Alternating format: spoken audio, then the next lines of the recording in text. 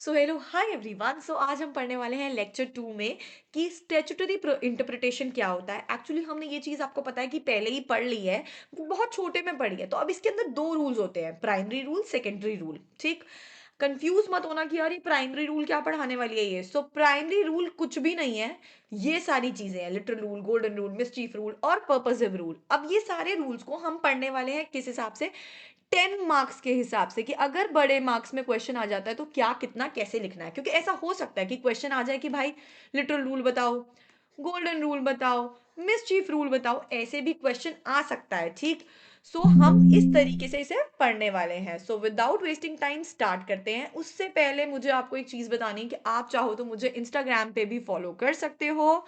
इसके अलावा bell icon दबाना मत भूलना, सब्सक्राइब करना मत भूलना। Okay, so let's start without wasting time. So हमने पहले ये पढ़ लिया है कि इंटरप्रिटेशन होता क्या है। सो इसको थोड़ा सा दोबारा से देख लेते हैं, जो जिन लोगों ने पहला वीडियो नहीं देखा है अगर। सो इंटरप्रिटेशन कुछ भी नहीं है, मतलब आप कोर्ट जो है वो बेसिकली इंटरप्रेट करता है। जो लेजिस्लेशन ने बनाया है लॉ, उसको देखता है कि भाई कैसे बनाया है, क्या सोच के बनाया है, चलो इसे समझते हैं, इंटरप्रेट करते हैं। और जहां भी उसे लगता है कि कुछ कंफ्यूजन है, कुछ अनक्लियर है, कहीं एम्बिग्यूटी है, वर्ड्स को देख के कंफ्यूज मत होना कि ये एम्बिगुअस क्या होता है। मतलब सिंपल भाषा में समझो कि अगर कंफ्यूजन है, अगर कहीं पे भी कोई कंफ्यूजन है तो उसे कैसे सॉल्व करना है, ये सब देखते हैं।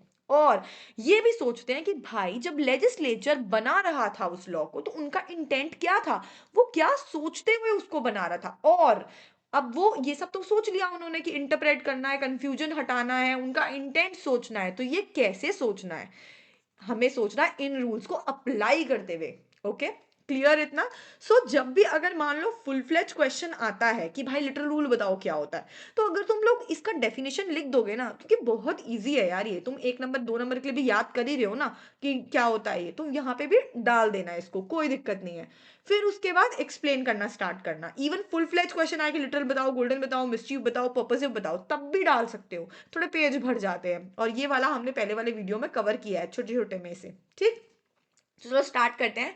सबसे पहले लिटरल रूल क्या होता है, वेरी इजी। इसको आप क्या बोल सकते हैं, इसको आप ग्रामेटिकल रूल भी बोल सकते हैं। ठीक है, दोबारा से समझ लेते हैं क्या होता है ये। तो under this rule the words in a statute are interpreting using their plain ordinary and grammatical meaning. साफ भाषा, सिंपल भाषा में कहूं तो इसका मतलब है जो है जैसा है वैसा पढ़ लो, कोई टेंशन नहीं लेनी है, जो जैसा लिखा है ऑर्डिनरी उसे पढ़ लो और खत्म करो कहानी। ठीक, इसका मेन ऑब्जेक्टिव क्या होता है, the primary aim is to respect the supremacy of the parliament. कि भाई ये बंदे बड़े ही हैं, कुछ लिख रहे हैं तो सोच समझ के लिख रहे होंगे, तो जैसा भी इन्होंने लिखा है, जो भी इन्होंने बोला है, इनकी सुप्रीमेसी मानो और अप्लाई कर डालो।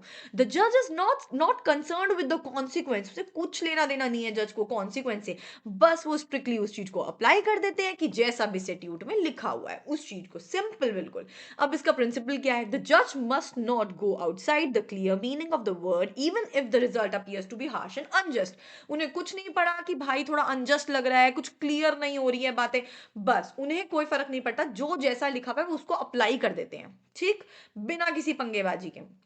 इसके मेरिट क्या होते हैं कि भाई हमें पता होता है कि यार ये लॉ में लिखा हुआ है और जज यही फैसला देने वाला है, तो सब कुछ बहुत प्रिडिक्टेबल होता है, पहले ही पता होता है। ठीक, अपहोल्ड सेपरेशन ऑफ पावर। अब देखो ऑब्वियस ही बात है, अगर हर जगह जुडिशरी अपनी चलानी लग जाएगी कि भाई हम इसे भी चेंज कर देते हैं, इसे भी चेंज कर देते हैं, तो कहीं ना कहीं फिर लेजिस्लेशन लॉ बना ही क्यों रहा है, क्यों, क्या फायदा है उनके मेहनत करने का, राइट। तो उनको वो सेपरेशन ऑफ पावर की, मतलब भाई तुम्हारा काम अलग है, हमारा काम अलग है, उसको भी उन्हें डिवाइड करना है। अगर वो उसको अच्छे से डिवाइड नहीं करेंगे तो बहुत प्रॉब्लम हो जाएगी। तो वो ट्राई करते हैं कि अपना काम वो उस लिमिट तक करें और लेजिस्लेशन को भी अपना काम आराम से करने दें। अब इसका डीमेरिट क्या है, कभी कभी कुछ चीजें बहुत अनजस्ट हो जाती है, क्योंकि लिटरल मीनिंग ना बहुत ब्लाइंडली लगा दिया जाता है कि जो जैसा लिखा है चुपचाप अप्लाई कर दो बिना टेंशन के किसी भी। तो कभी कभी ऐसा होता है कि यार कभी सामने वाले को लगता है कि कुछ तो गड़बड़ हो गई है, तो सेम टू सेम बस लगा दिया है, हमारे बारे में सोचा ही नहीं गया है। तो कभी कभी ऐसे सिचुएशंस आ जाते हैं। अब आप बहुत ही इंटेलिजेंट बच्चे हो और आपको केस लॉ भी लिखना है, तो मैंने तो देखो दो दो लिख दिए हैं, आप चाहो तो एक लिखाना। तो आर वर्सेस जज of the city of London court में क्या कहा गया, if the word of an act are clear, अगर बहुत क्लियरली सब कुछ लिखा गया है एक्ट के अंदर, तो हमें चुपचाप उसे फॉलो करना है बिना पंगे के। क्यों हमें पंगेबाजी करनी है? जो जैसा लिखा है चुपचाप मान जाओ। वही सेम जो तुमने मीनिंग समझा वहां इस केस में बोल दिया गया। वाइटली वर्सेस चैपल में बोला गया, a person impersonating a dead man by was acquitted because a dead person is not entitled to vote। इन अब देखो साफ सी बात है, अगर मान लो जैसे सुनने में तुम लोगों ने देखा ही होगा कि यार कोई वोट उन लोगों के भी हो जाते हैं जो लोग मर चुके हैं, राइट? ऐसा होता है ना कि गड़बड़ गड़बड़ करवा देते हैं। सो वो यही बात है कि अगर अब कोई मर चुका है तो वो वोट कैसे दे सकता है? तो वो दे ही नहीं सकता, वो एंटाइटल्ड नहीं है वोट के लिए। तो जो जैसा लिखा है वैसा मान जाओ, जबरदस्ती तो ना कहोगे नहीं नहीं इम्पोर्सुनेट किया है तो क्या फर्क पड़ता है। ऐसा नहीं होता है। तो आप चाहो तो आप दोनों में से एक केस भी लिख सकते हो, आपको फुल मार्क्स मिलेंगे। ठीक, आगे बढ़ते हैं। गोल्डन रूल बहुत ही इंपॉर्टेंट रूल है ये भी। गोल्डन रूल क्या होता है? ये भी मोस्टली वैसे देखा जाए तो आता है आपका गोल्डन रूल और मिस्चीफ रूल, जो 10-10 मार्क्स में लिखने को आता है। तो चलो स्टार्ट करते हैं। गोल्डन रूल क्या कहता है? गोल्डन रूल कहता है this rule is an extension of literal rule. Literal rule का थोड़ा सा एक्सटेंडेड वर्जन है। यहाँ पे इट अलाउज अ जज to deviate from the ordinary meaning of the word if applying the literal rule would. अब क्या होता है, कभी कभी कुछ चीजों में पंगे हो जाते हैं। पंगे इन दी सेंस कि यार वो अप्लाई तो कर रहे हैं बट लेकिन चीज क्लियरली नहीं निकल के आ रही है, और हमें लग रहा है कि यार कुछ थोड़ा बहुत इसको अपना भी हम दे देते हैं, थोड़ा अपना भी डाल देते हैं कुछ एंगल इसके अंदर, ठीक, इंटरप्रेट कर लेते हैं इसको। तो होता है गोल्डन रूल, थोड़ा सा एक्सटेंडेड वर्जन। जज को थोड़ा अलाउ कर दिया जाता है कि भाई कर लेता है खुद को कि यार डाल देते हैं इसके अंदर हम अपना भी वर्जन कुछ। इसका पर्पस ये होता है कि एब्सर्ड आउटकम्स जो निकल के आते हैं, लोगों के बारे में सोचना, पब्लिक के इंटरेस्ट के बारे में, ये इसलिए ऐसा होता है। While respecting the word of the statute, ऐसा नहीं है कि अपनी ही चला देते हैं, बहुत रिस्पेक्ट करते हैं सेट्यूट की भी ये लोग, और उसको रिस्पेक्ट करते हुए वो क्या करते हैं, अपना इसको रिस्पेक्ट करते हुए वो इंटरप्रेट करने की कोशिश करते हैं। ठीक, अब इसमें दो अप्रोचेज होती हैं। पहली अप्रोच नैरो अप्रोच जो हम कह सकते हैं कि word when a word has more than one meaning, जब आपको लग रहा है कि यार वर्ड के ज्यादा मतलब निकल के आ रहे हैं, तो जो सबसे लेस absurd है, मतलब जिसमें सबसे कम कंफ्यूजन क्रिएट हो सकती है, उसको आप चुन लो। ठीक, वाइड अप्रोच क्या होती है, modify the meaning of the word और फ्रेज टू अवॉइड। अब आप उसको मॉडिफाई करो कि यार और क्या हो सकता है, और क्या हो सकता है, और कौन कौन से मीनिंग निकल के आ सकते हैं। ठीक, ताकि वही एग्जैक्टली मेन पर्पस तो ये है कि भाई कोई कंफ्यूजन नहीं होना चाहिए, बट आप इसको निकालो। ठीक, इसके meanings, modifying the meaning of the word और phrase to avoid absurd result even if only one meaning exists, तब भी आप ट्राई करोगे। ठीक, वाइड अप्रोच की बहुत लंबे एंगल में सोचो। कंफ्यूजन की कोई बात नहीं है, सिंपल भाषा में अगर मैं कहूं तो इसके अंदर ये है कि एक्सटेंशन होता है लिटरल रूल का। यहाँ पे जज को थोड़ा मौका मिलता है कि वो अपने आप को डेविएट करता है कि हम थोड़ा सा अपने आप को और अप्लाई करते हैं यहाँ पे, ताकि जो अपसर्डिटी है वो खत्म हो जाए। मेन पर्पज इसका यही है कि कंफ्यूजन नहीं होनी चाहिए, लोगों के इंटरेस्ट के बारे में सोचना है, पर लेकिन सेट्यूट को रिस्पेक्ट करना है। ठीक, दो अप्रोचेस है, नैरो और वाइड। नैरो के अंदर कुछ भी नहीं है, मोर देन वन मीनिंग जब निकल सकता है तो वो निकालने की कोशिश करते हैं ताकि भाई अब्सिडिटी ना, ताकि कंफ्यूजन ना आए सिंपल भाषा में। इसके अलावा वाइड अप्रोच जो है वो ये कहती है कि मॉडिफाई करो वर्ड को भी, फ्रेजेस को भी, ताकि कोई भी कंफ्यूजन ना हो। ठीक, यहाँ पे ये होता है। अब केस लॉ जो है यहाँ पे हमने डाल दिए हैं, कौन कौन से हमने डाल दिए हैं। अच्छा, ये भी हम समझ सकते हैं इस एग्जाम्पल से, बहुत बढ़िया तरीके से समझ में आएगा। Prevent a law from being misuse due to technical language. कभी कभी लैंग्वेज बहुत टेक्निकलिटी हो जाती है और आप क्लियर मीनिंग मतलब लिटरल रूल लगाते हो तो प्रॉब्लम हो जाती है, तो उसको हटाने के लिए आप यही सेम एग्जाम्पल डाल सकते हो, बहुत हेल्प होगी इससे। ठीक, इसके बाद ग्रे वर्सेस पियर्सन और एल आर वर्सेस एलन, दो केसेस हैं, बहुत easy. Literal meaning should be followed unless, literal meaning जब तक फॉलो करो जब तक बहुत ज्यादा अपसिडिटी नहीं हो रही है। जब लग रहा है कि यार बहुत गड़बड़ हो गई है, बहुत ज्यादा अपसिडिटी हो जाएगी, तो आप फिर क्या अप्लाई कर दो, यहाँ पे गोल्डन रूल अप्लाई कर दो, वेरी इजी।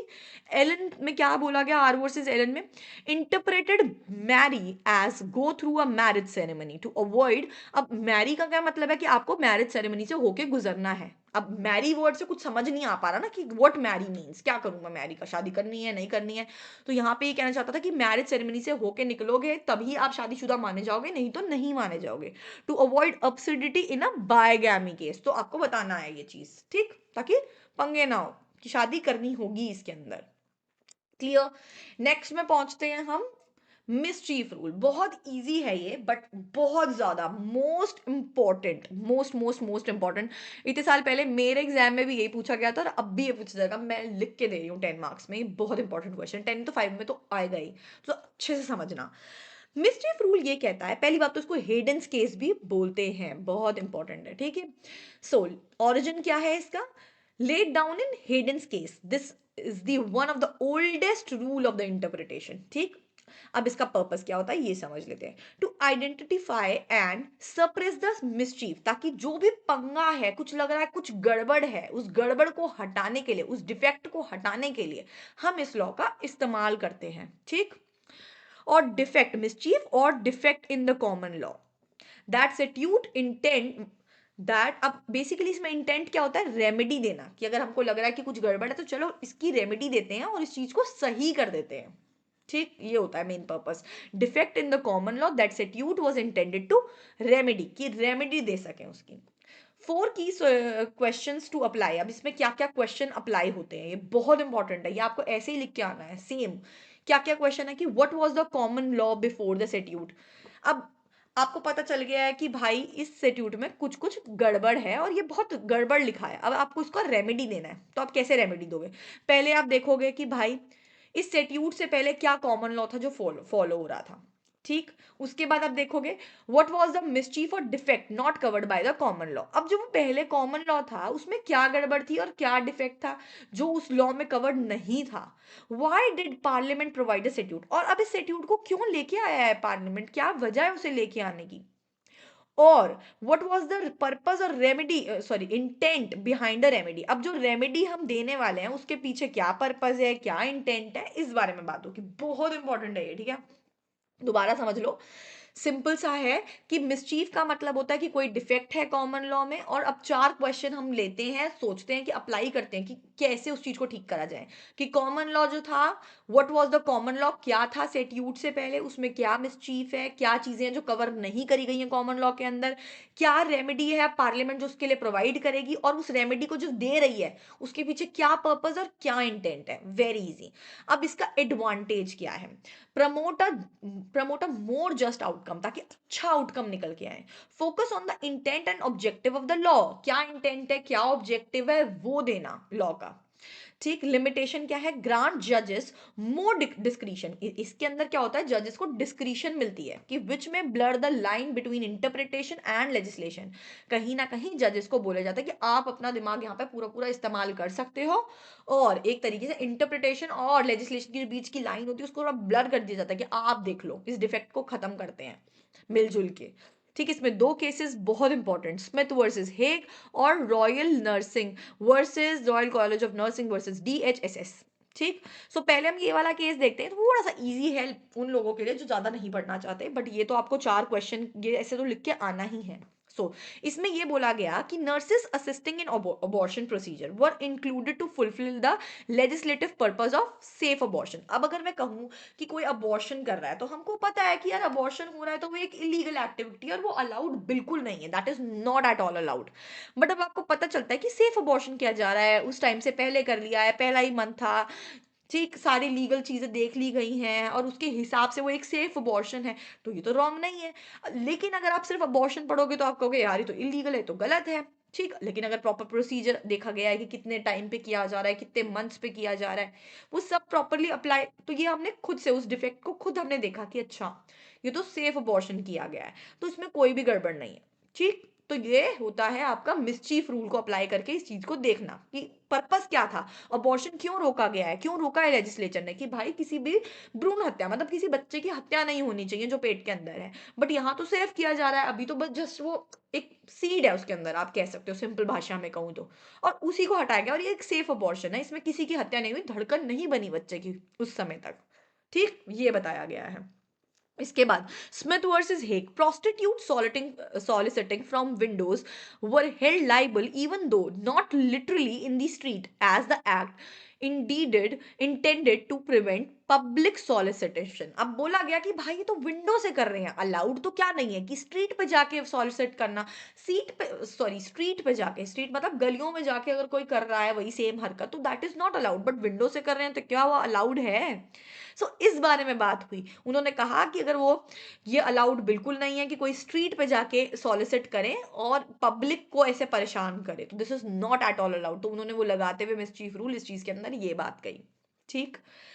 इसके अलावा नेक्स्ट अगर मैं बात करूं तो आपका आता है पर्पसिव, वेरी इंपॉर्टेंट, कि पर्पस को देखते हुए आप करते हो। So purposive approach goes beyond the mischief rule, beyond चली जाती है। It interpret statute by considering overall purpose and spirit of the legislation. ठीक। इसके अंदर क्या होता है, बेसिकली आप पर्पस देखते हो सामने वाले का, क्या उस चीज के पीछे पर्पस है, क्यों ये चीज की जा रही है, क्या वजह है।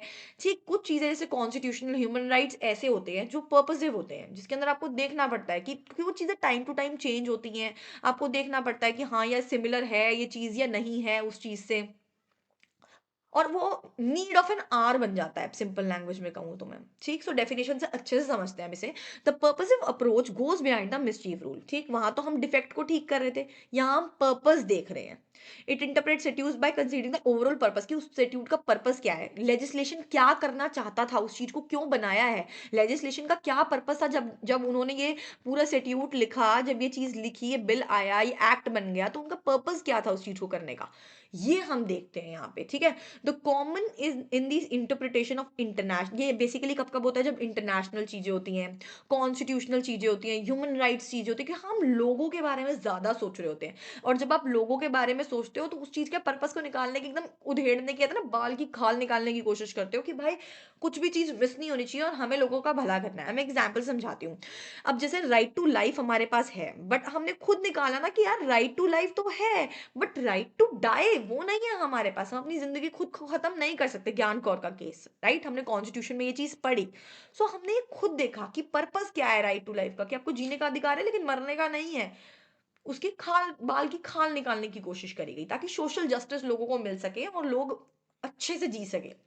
अब जजेस क्या करते हैं, जजेस में यूज क्या करते हैं, वो एड्स जैसे प्रियम्बल को और ज्यादा अच्छे से देखते हैं, पार्लियामेंट्री डिबेट्स देखते हैं कि उस समय जब वो सेट्यूट बनाया जा रहा था उनका पर्पस क्या था, लॉ कमीशन की रिपोर्ट्स पढ़ते हैं कि अच्छा ये पर्पस रहा होगा, इस तरीके से ये बात बोली गई होगी और ये इसका मेन पर्पस है तो हम इसमें ये भी खुद से जोड़ देते हैं। ठीक। To understand the legislative intent, intent को समझने की कोशिश करना। इसका एडवांटेज क्या होता है कि भाई जैसे जैसे टाइम बदल रहा है वैसे वैसे हम चीज़ों को और डालने की कोशिश करते हैं, लोगों को और ज़्यादा जस्टिस जस्टिस सर्व करने की कोशिश करते हैं, एम्बिग्यूटी को हटाने की कोशिश करते हैं जितनी ज़्यादा हट सकें, और मीनिंग को समझते हैं उस चीज़ के। लिमिटेशन क्या है कि मे गिव जजेस too much power to reshape the legislation. तो ऑब्वियसली कभी कभी क्या होता है कि वो थोड़ा बहुत खुद से भी जोड़ देते हैं, तो लेजिस्लेशन की चीजें कुछ रीशेप हो जाती हैं। ठीक। सो उसमें दो केसेस हैं, जिसमें एक है पिक स्टोन का केस वर्सेस फ्रीमैन, ये वाला केस थोड़ा सा इंपॉर्टेंट है, और एक है आर वर्सेस रजिस्ट्रार जर्नल। ठीक।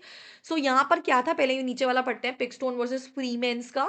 सो the purpose of the equal pay act was upheld by interpreting implied comparison with male colleagues. ठीक। सो हमने यहाँ पर क्या था, पर्पस की इक्वल पे दे रहे हैं हम, बट इक्वल पे जब हम देते हैं तो हमें ये भी देखना है कि यार कौन कितना काम कर रहा है। अब फॉर एग्जाम्पल दो बंदे हैं, ठीक, यहाँ दो लड़का लड़की हैं, वो काम कर रहे हैं। अब एक काम ऐसा है जिसमें ज्यादा मेहनत लग रही है, एक काम ऐसा है जिसमें कम मेहनत लग रही है, फॉर एग्जाम्पल। तो मैं ये नहीं कह सकती कि इन दोनों को हम इक्वल पे दे देंगे, ये पॉसिबल नहीं है। ये मतलब एक तरीके से कॉमन सेंस वाली बात है कि आप ये देख के दोगे। सो पर्पस क्या है, ये समझा गया कि इक्वल पे से ये क्या कहना चाहते हैं, इक्वल पे से ये क्या कह, इनका मतलब क्या है। कहीं ये मतलब तो नहीं है कि यार सबको ही आपको इक्वल पे देना है, चाहे लड़का हो या लड़की हो। ठीक। ये समझा गया। आर वर्सेस रजिस्ट्रार जर्नल के अंदर ये कहा गया कि even though the law allow to adopted an adopted person access to their birth certificate, it was denied in the case prevent likely harm considering the purpose of the statute. हाँ ये allowed है कि आप उसका birth certificate दो, but कभी कभी कुछ कुछ केसेस में जब जहां लग रहा है कि कुछ गड़बड़ हो सकती है सामने वाली पार्टी को, वहां पे वो चीज डिनाई भी करी जा सकती है। ठीक। आगे बढ़ते हैं। ये बहुत इजी कर दिया है यहाँ मैंने इसको, इस चीज को आप लोगों के लिए कंपैरिजन बना दिया। ठीक। अब बहुत इजी हो जाएगा ये। सो सबसे पहले तो लिटरल रूल क्या था, मैंने बताया था, सेम जैसा है वैसा पढ़ लो, जैसा है वैसा पढ़ लो, एग्जैक्ट वर्ड्स को मानो। तो फ्लेक्सिबिलिटी जो बहुत लो रहती है केस ये इसका केस का नाम भी लिख दिया गया है। आपको जोन सा पसंद आए, 2 केसेस थे, आप जोन सा मर्ज़ी लिख सकते हो। उसके बाद गोल्डन रूल में हमने पढ़ा कि हमें अब्सर्डिटी हटानी है, हमें कोई पंगाबाजी नहीं चाहिए, ठीक? हमें लिटरल रूल को वैसे का वैसा अप्लाई करना है, बट थोड़ा-सा एक्सटेंड हम जाएँगे उसके, हम चीज़ों को और ज़्यादा अच्छे से समझेंगे, ताकि टेक्निकल लैंग्वेज जो है, ड्यू टू टेक्निकल लैंग्वेज जो भी मिसयूज़ हो रहा है वो ना हो। हम उस चीज़ को समझते हुए खुद से कोशिश करेंगे उस लॉ को थोड़ा और इंटरप्रेट कर दिया जाए। उसके बाद आगे इसके फ्लेक्सिबिलिटी थोड़ी-सी मीडियम रहती है। अब मिसचीफ रूल में क्या होता है, हमें रेमेडी देनी होती है। क्या देनी होती है? इसे हम हिडन केस भी कहते हैं और इसमें हमें रेमेडी देनी है। हम भी समझते हैं कि भाई जो वो लॉ आया, उस कॉमन लॉ उससे पहले क्या था? क्या पंगा हुआ था उस कॉमन लॉ में? अगर आप लोगों को याद हो, ऐसा कुछ हमने पढ़ा ना कि डिफेक्ट क्या था? क्या मिसचीफ था? पार्लियामेंट अब नया स्टैट्यूट क्या लेके आ रही है? उसमें क्या रेमेडी देगी? और रेमेडी देने का क्या पर्पज़ है? क्या इंटेंट है? इस बारे में बात करी हमने। पर्पज़िव लॉ के अंदर हम कहते हैं लेजिस्लेचर का इंटेंट समझते हैं कि भाई क्या इंटेंट था उनका? क्या कहना चाहती थी? उसका पर्पज़ क्या था बनाने का? और इसकी फ्लेक्सिबिलिटी बहुत ज़्यादा हाई होती है। ठीक? Thank you so much everyone. मुझे इंस्टाग्राम पे फॉलो करना मत भूलना। अगर आपको मेरे वीडियोस अच्छे लगे तो please like, share and subscribe, hit the bell icon. और कोई भी डाउट हो तो फील फ्री आप कमेंट कर सकते हो नीचे। और अगर आपको नोट्स चाहिए, आपको लगता है कि ये पीपीटी आपके लिए हेल्पफुल थी, सो मुझे बताओ, मैं आपको इसकी पीपीटी भी नीचे कमेंट बॉक्स में जैसे होता है मैं दे दूँगी। आप मुझे कमेंट करना। Thank you. Bye bye.